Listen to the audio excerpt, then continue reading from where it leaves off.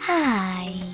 In front of me is HUAWEI Nova Y91, and today I would like to show you how you can add photos to text message.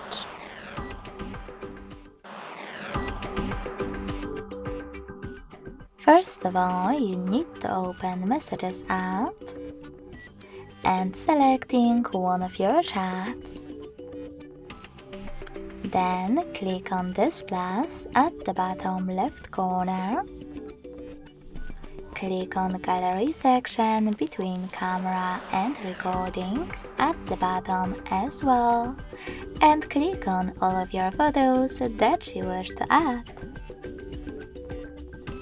If you want to, you can also tap on gallery section under the plus and pick your photos from here.